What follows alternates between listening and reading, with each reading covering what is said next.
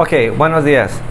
Bueno, ¿qué les parece si oficializamos esto con una pequeña oración? ¿Sale? Sí. Señor, esta mañana quiero darte gracias. Gracias por estar aquí, Señor.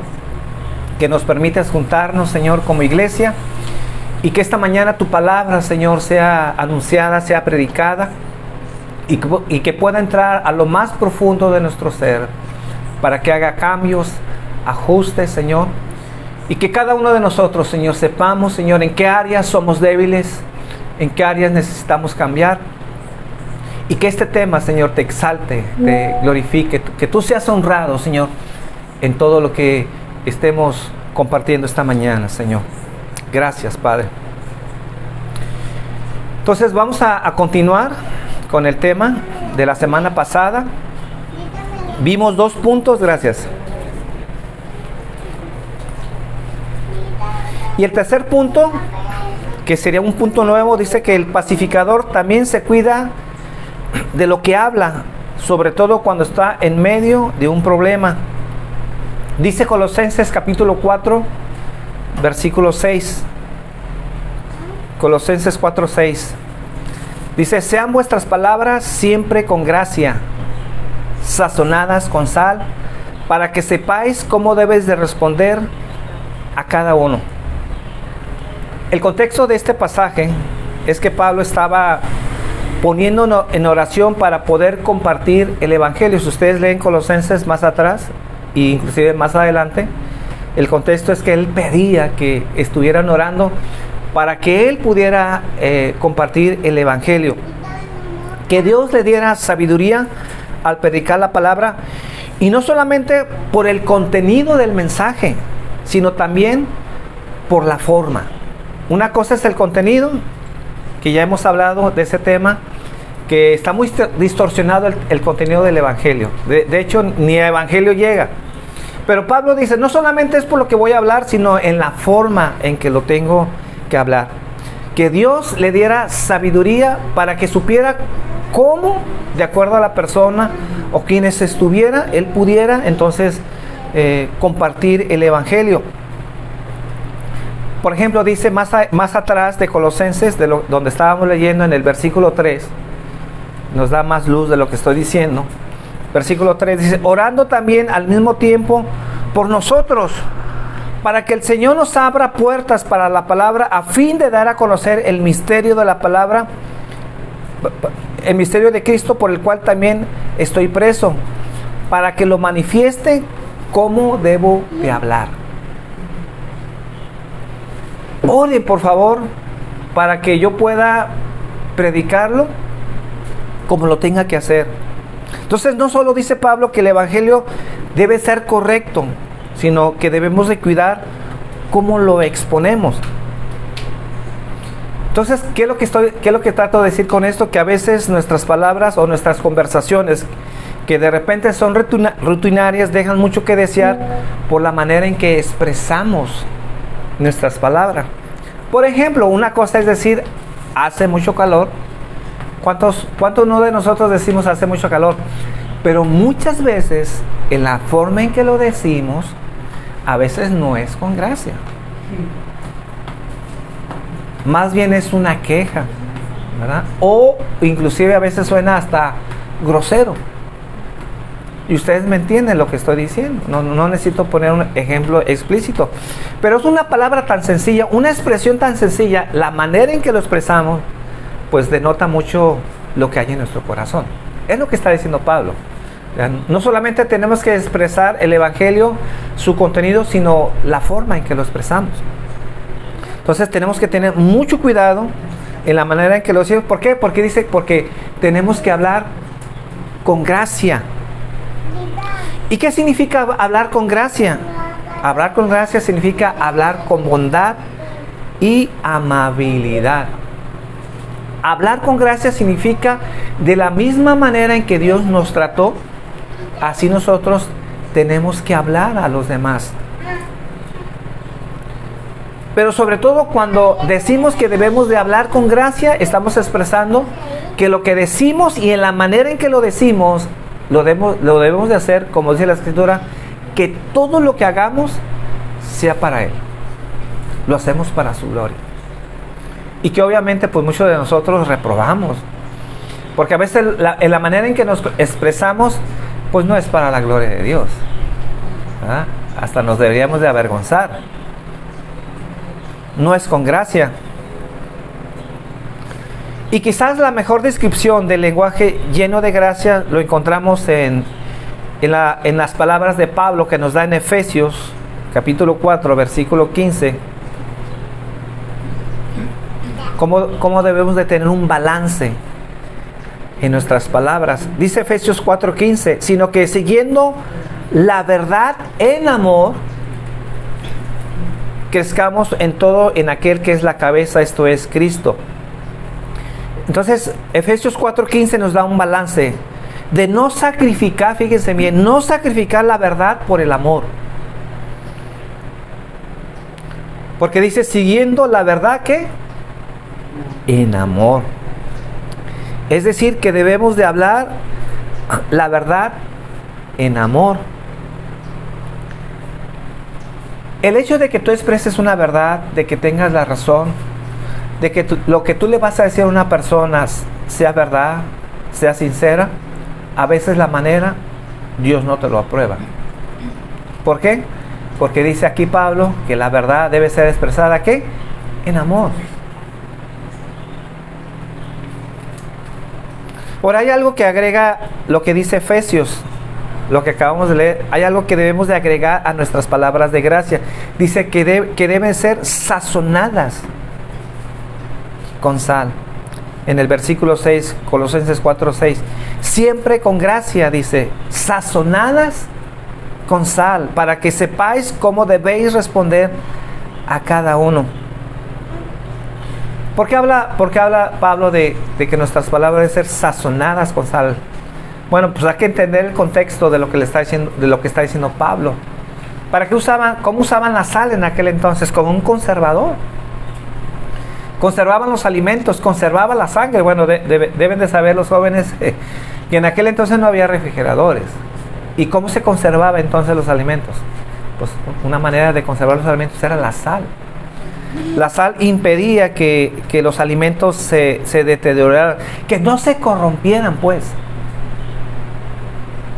Entonces lo que está diciendo Pablo con esta expresión, que nuestras palabras deben ser sazonadas con sal, debe ser que nuestras palabras no corrompan a las personas, que no corrompan nuestras palabras, que deben de edificar y no echar a perder. Efesios 4:29 todavía es más claro lo que estoy diciendo. Efesios 4:29 dice, ninguna palabra corrompida salga de vuestra boca, sino la que sea buena para la necesaria edificación, a fin de dar gracia a los oyentes. Una vez más aparece la palabra gracia, que debemos de hablar, dice, con gracia. Dice, ¿a fin de qué? De dar gracia a los oyentes. ¿Y cómo debemos de entender esta expresión? A fin de edificar a los oyentes. En la manera en que Dios nos trató, nosotros debemos de tratar a las personas. De manera que nuestras palabras deben ser un vínculo de la gracia de Dios. Ahora, de acuerdo a este pasaje que acabamos de leer, ¿cuántas palabras corrompidas nos permite Pablo que deben de salir de nuestra boca? Dice Pablo, ninguna palabra corrompida debe salir de nuestras bocas. Ninguna palabra que corrompa el corazón, ninguna palabra que pueda sembrar veneno. Entonces tenemos que aprender, de acuerdo a lo que estamos viendo, a filtrar lo que vamos a decir, porque no siempre lo primero que decimos a veces es lo más conveniente, más cuando estamos discutiendo, más cuando a lo mejor hay algo que no nos gusta, y normalmente nuestra primera impresión, nuestro primer pensamiento a veces no es lo primero que deberíamos de decir, sino debemos de guardar nuestro corazón y nuestras palabras. Dice Proverbios 10:19. Proverbios 10:19. En las muchas palabras no falta pecado, mas el que refrena sus labios es prudente. O sea, decir, antes de hablar, piensa, medita, no te apresures a hablar. Que seamos prontos, dice, para oír, tardos para hablar. tardos para irarnos, dice Santiago. También Proverbios 3:3. Proverbios 3:3. El que guarda su boca, guarda su alma. Mas el que mucho abre sus labios, dice, tendrá calamidad. ¿3:3? Ajá, Proverbios 3:3. No, no es 3:3. ¿No? 33. Ay, si no, ahí se los va a deber. Entiéndase por guardar la boca, es tener la capacidad de refrenar lo que estamos diciendo. Guarda tu boca, ten la capacidad de refrenar lo que vas a decir. Piensa antes de decirlo. ¿Por qué? Porque normalmente, como les dije, a veces nuestras primeras impresiones no son las mejores. Detente un poco, medita, cálmate y luego responde. ¿Por qué? Porque un verdadero cristiano tiene la capacidad, no debemos de dudar, tiene la capacidad de refrenar su boca porque su corazón ha sido purificado. ¿Y por qué digo esto? Por lo que dice Lucas 6:45. Dice Lucas 6:45, el hombre bueno del buen tesoro de su corazón saca lo bueno. Y contrasta con el mal corazón. Y el hombre malo del mal tesoro de su corazón saca lo malo. Porque de la abundancia del corazón, ¿qué? Habla la boca. ¿Cómo alguien podrá hablar lo bueno si en su corazón no tiene cosas buenas? ¿Cómo podrá hacerlo? ¿Cuál es su tesoro? Será lo que va a hablar. Si tiene un buen tesoro en su corazón, entonces de ahí sacará lo bueno. Pero si un hombre tiene un mal tesoro, de ese corazón, dice que sacará lo malo. ¿Por qué? Porque de la abundancia del corazón, de lo que hay en tu ser, el asiento de tu personalidad, ya describimos lo que es el corazón, ¿verdad, América? Lo que es tu ser, lo que es tu verdadero yo, de ahí saldrá, ¿verdad?, lo que hay en tu corazón.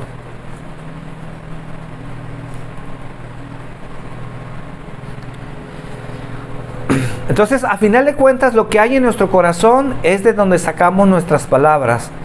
Si nuestro corazón ha sido purificado, se evidenciará en nuestro hablar. Dice Santiago 1:26, si alguno se cree religioso entre vosotros y no refrena su lengua, sino que engaña su corazón, la religión de tal es vana.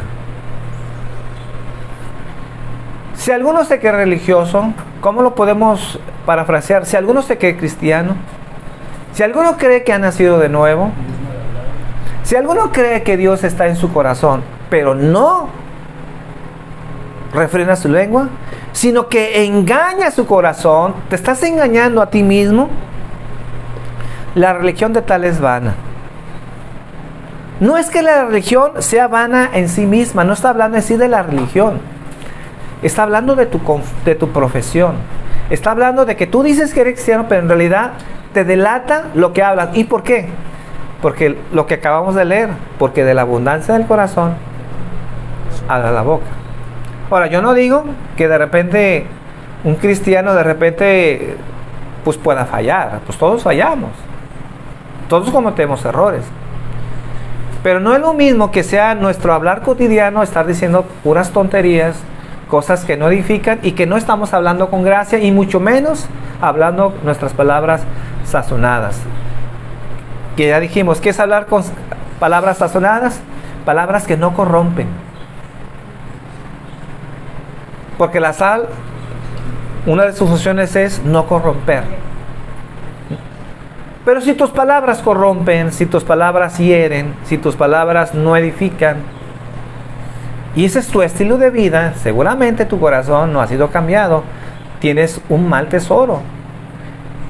Y entonces, ¿cómo vas a hablar cosas buenas si tienes un mal tesoro? Pues de la abundancia del corazón habla la boca.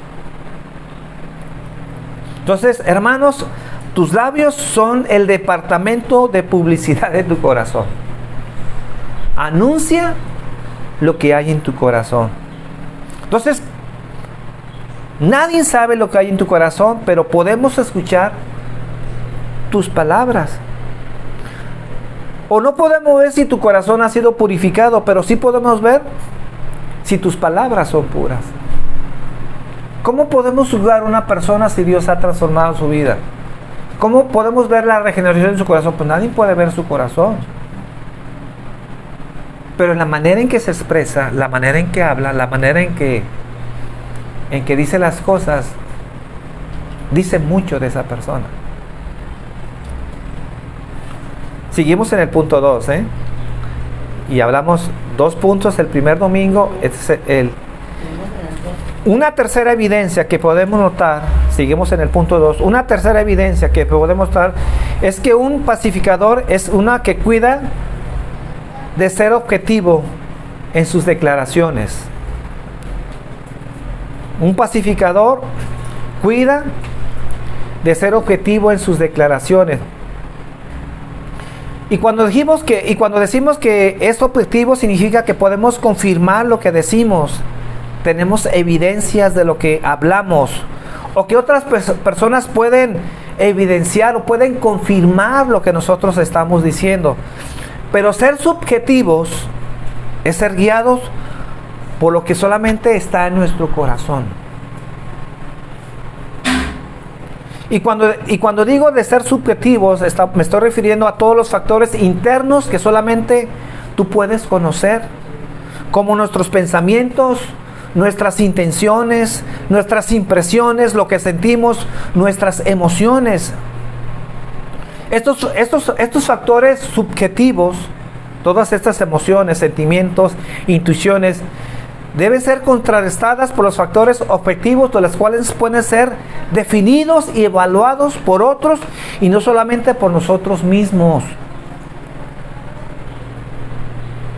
Por ejemplo, ¿qué pudiera ser un factor objetivo? No sé, por el ejemplo anterior que puse. A lo mejor tú dices, hace calor. ¿Y cómo podemos decir que eres objetivo? Porque los demás tienen calor. Porque a lo mejor no vas a ver a nadie de aquí con un abrigo. No va a venir nadie de aquí tapado y dice, no, es que todos tenemos calor. ¿Y cómo lo podemos confirmar? Tal vez con un termómetro. Y bueno, yo no tengo. Pero hay quienes tienen termómetros. El profesor tiene un termómetro, tiene 2. Puede confirmar la temperatura. Y si la temperatura está en 36, pues yo sería ridículo que alguien dice, ay, está haciendo frío. Pues no está siendo objetivo. ¿Por qué? Porque tenemos evidencia de constatar que está haciendo calor.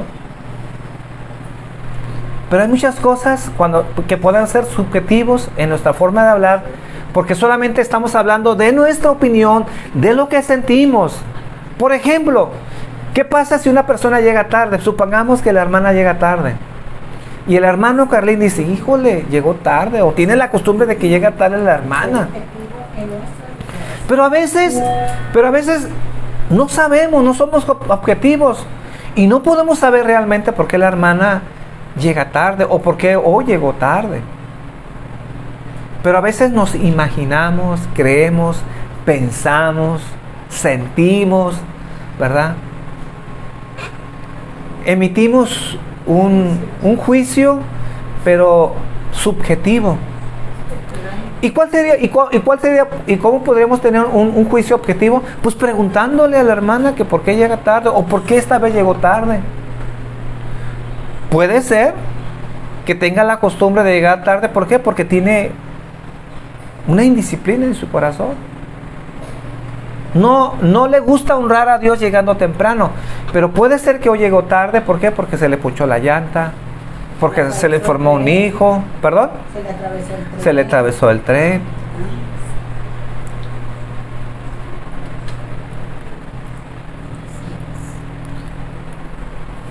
Entonces lo que estamos diciendo es que el hombre pacificador se debe de cuidar de esos factores que no lo dominen, y que debe de esforzarse por ser objetivos.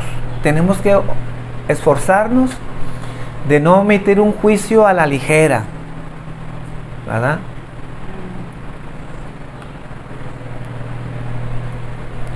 Entonces, subjetivamente vendrán 1000 cosas Pensarás, creerás, te parecerá, buscarás la respuesta en tu interior, pero simplemente fabricarás en tu interior la razón por la cual las personas, por ejemplo, no te saludan, pero solamente serán prejuicios. El pacificador resolverá su duda objetivamente. Porque aunque el pacificador también tiene sus sentimientos y apreciaciones de las personas, nunca se dejará dominar de estas. También los cristianos, por decirlo de otra manera, también de repente pensamos mal. De repente creemos que tenemos la razón, pero no nos vamos a dejar guiar por nuestra primera impresión. No nos vamos a dejar guiar siendo subjetivos, sino que siendo objetivos. ¿Y cuál es la mejor manera de ser objetivos? Preguntando, confirmando, investigando. Que no te dejes guiar por la primera impresión. Y además el pacificador sabe que la Biblia prohíbe dejarse guiar por cuestiones subjetivas y que antes bien debe juzgar con justo juicio. Lo dice Juan capítulo 7, versículo 24. Juan 7:24 nos dice: no juzguéis según las apariencias, sino juzga con justo juicio. Entonces, un principio bíblico que debe regir nuestras vidas es que no debemos juzgar por lo que ven nuestros ojos, solamente por lo que miramos, por las apariencias, sino emitir un justo juicio. ¿Por qué? Porque eso dice las Escrituras: no juzgues según las apariencias, sino juzga con justo juicio. Alguien de repente puede ver a Nati en la calle abrazado con una persona. Dice: híjole, mira, va a la iglesia y ahí lo vi. ¿Cómo es posible que anda? Y a veces emitimos juicios sin investigar. Pero ¿qué pasa si de repente le preguntamos, porque pues, está preocupada la mamá? Oye, me acaban de hablar que te vieron en la calle, que estabas abrazada con una persona. Ah, sí, mamá, era mi hermano Esteban. Ah, era su hermano. Pero alguien pensó mal. Y a lo mejor no pensaba que Natalia tenía un hermano. Porque juzgamos a la ligera. No juzgamos con justo juicio. ¿Y cuántas veces la gente se ha equivocado por juzgar a la ligera? Y la Biblia dice: no juzgues según las apariencias, sino juzga con justo juicio. Y eso fue lo que le pasó a Samuel. En 1 Samuel, capítulo 16, versículo 6,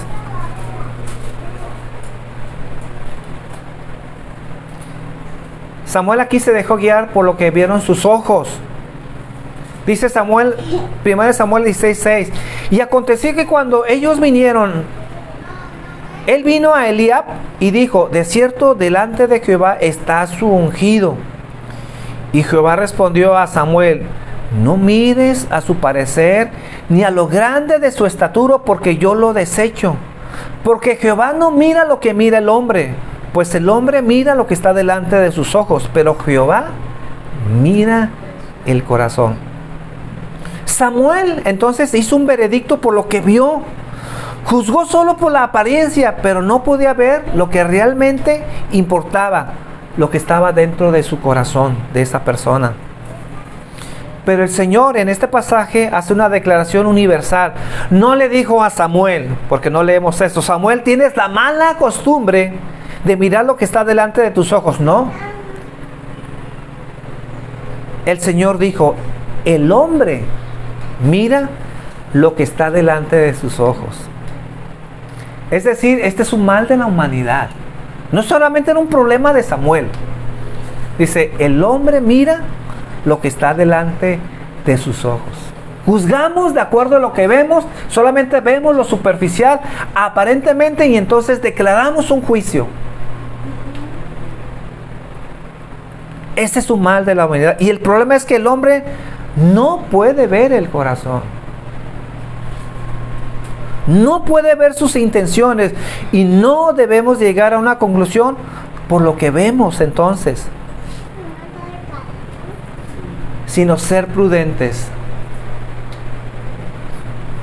No mirar dice, no, pues este está grande, miró su parecer, no, pues está hermoso, ¿verdad? Es el más alto de todos los que están en Israel. Seguramente este es el ungido del Señor. Dice el Señor, no, ese no es lo que yo estoy buscando. Porque tú no puedes ver lo que está en el corazón. Seguimos en el punto 2. Un cuarto punto de cómo se evidencia un pacificador es a través de un espíritu perdonador. Los pacificadores saben perdonar y piden perdón. No solamente saben perdonar, sino también cuando nos equivocamos, debemos saber pedir perdón. Las dos cosas tenemos que hacer. El pacificador es sincero a la hora de pedir perdón y utiliza esa palabra sin cambiarla. Porque a veces, ¿qué decimos?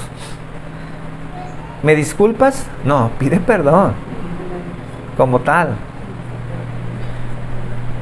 Y a veces, antes del perdón viene la excusa. Es que, no, pide perdón. Hay que sabernos humillar cuando fallamos. Y no es antibíblico humillarnos, porque dice el Señor que el que se humilla, Dios lo exaltará. Dios lo exaltará. Y no voy a meterme mucho en el perdón porque sería otro tema. Pero quiero dejar claro que un pacificador es una persona que sabe perdonar, pero también pedir perdón. Un quinto punto, un pacificador se evidencia porque se esfuerza en llevar al pecador a reconciliarse con Dios, que es lo que hablábamos la semana pasada, ¿se acuerdan? Ya al final, que hablábamos de que un pacificador, creo que lo decía Samuel, de que un pacificador, uno de sus ministerios es llevar la reconciliación. Que hace rato hablábamos también con la hermana de que una de nuestras primeras misiones es reconciliar a nuestros familiares con Dios. Antes de estar pensando en otra gente, la familia. De orar por ellos, de evangelizarlos. ¿Por qué? Porque el pacificador ha sido reconciliado con Dios, entonces él quiere que otros también sean reconciliados con Dios. Dice 2 Corintios 5:20. Así que somos embajadores en nombre de Cristo, como si Dios rogase por medio de nosotros. Os rogamos en el nombre de Cristo, reconciliaos con Dios. Ese es el mensaje que debemos llevar a la gente. Reconcílense con Dios. Hagan las paces con Dios. Porque la única manera en que la gente pueda encontrar paz en su corazón es teniendo paz con Dios. Ahora, aquí cuando hablamos de reconciliación, estamos hablando de los dos tipos de paz. La interior y la exterior. Ahí sí. Porque la interior es la que necesitamos y que esa guarda nuestras vidas hasta que el día que seamos recibidos. Pero también la paz externa, porque estamos peleados con Dios, porque si tú no haces la paz con Dios, entonces ¿qué va a pasar? Dios va a emitir un juicio sobre aquellos que no se arrepintieron. Y no solamente estamos hablando de una paz interna, sino que estamos hablando de que dura cosa es caer en manos del Dios vivo.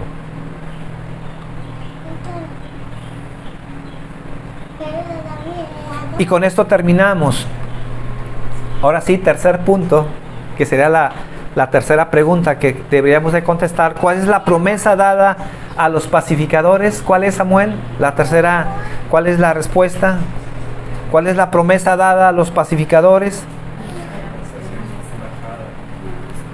Dice Mateo 5:9, bienaventurados los pacificadores, porque ellos serán llamados hijos de Dios.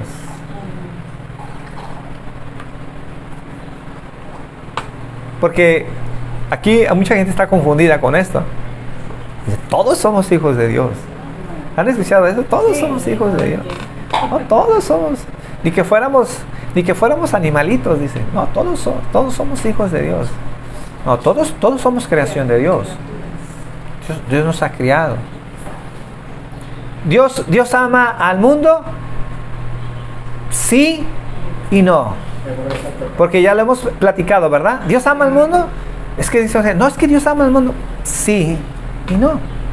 Sí, porque Dios es benevolente. Hablamos de un amor benevolente. ¿Y qué es un amor benevolente? Que no desea el mal a la gente.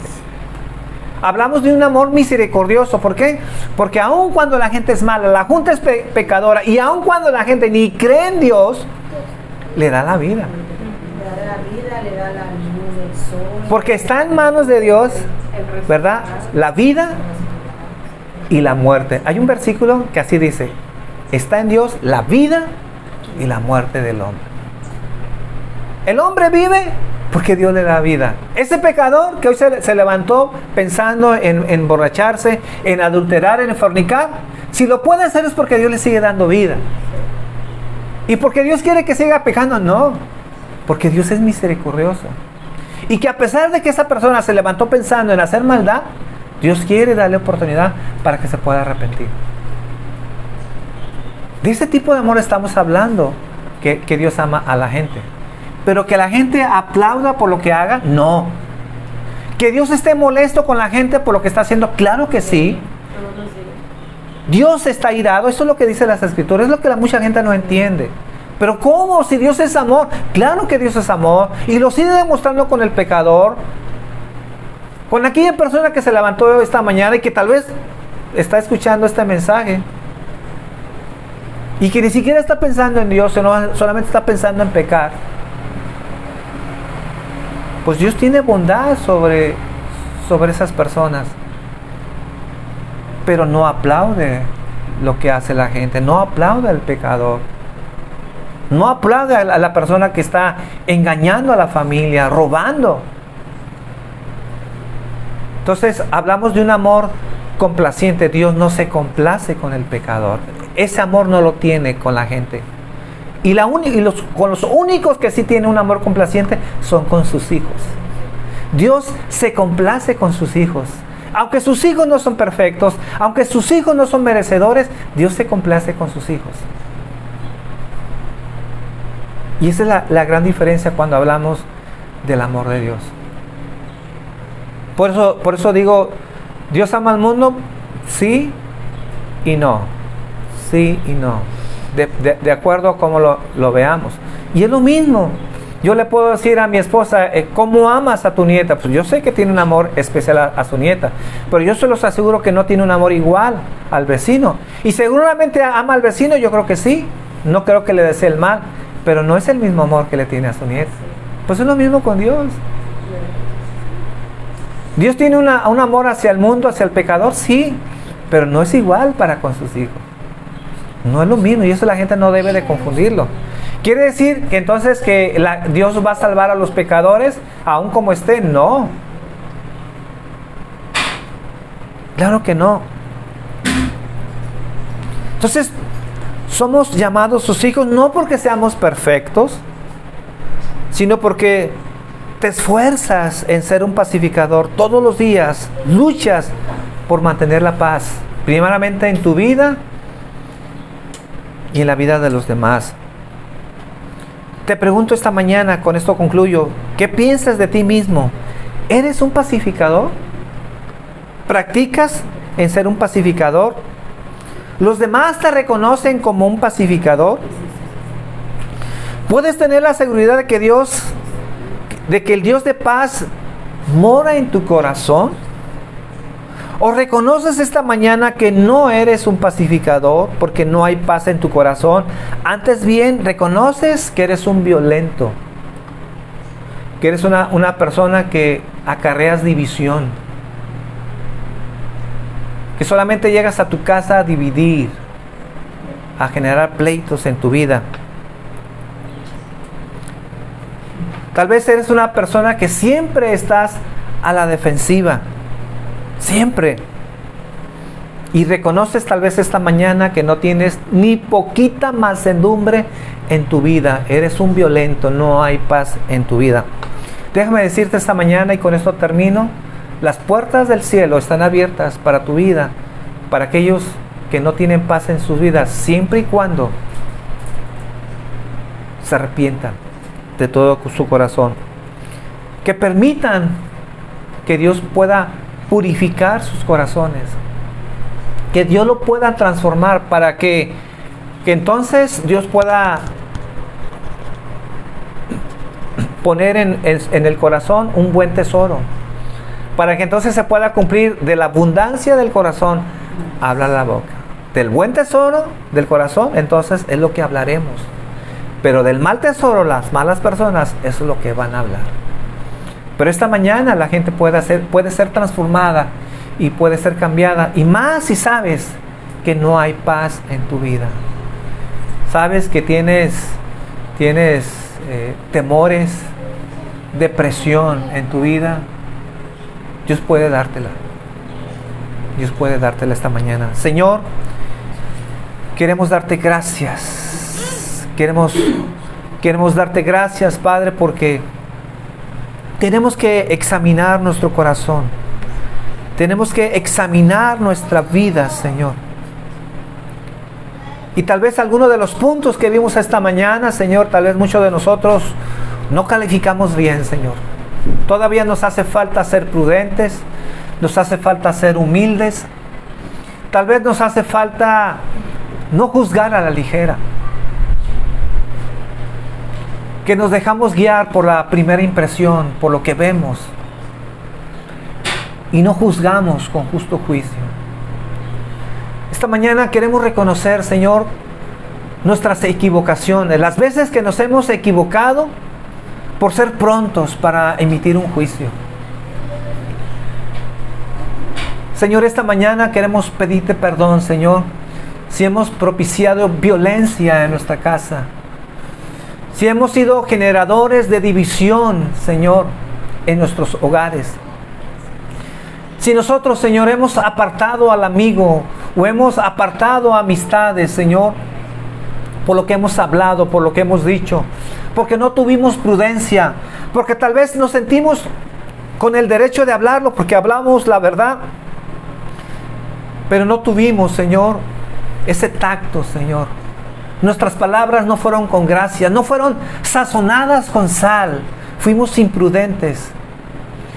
Y reconocemos, Padre, que son uno de los males que más aquejan a la humanidad y que los cristianos no estamos exentos, que seguimos batallando con lo que decimos, con lo que hablamos y sobre todo, Señor, con lo primero que pensamos, Señor, nuestra primera impresión, y no sabemos detenernos.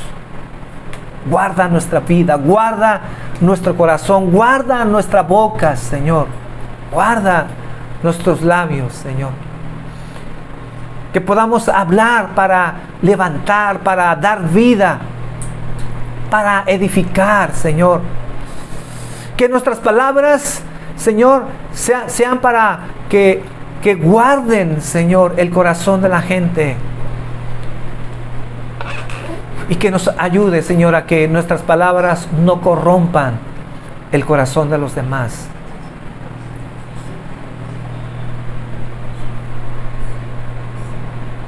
Te exaltamos, Señor. Te exaltamos, Padre.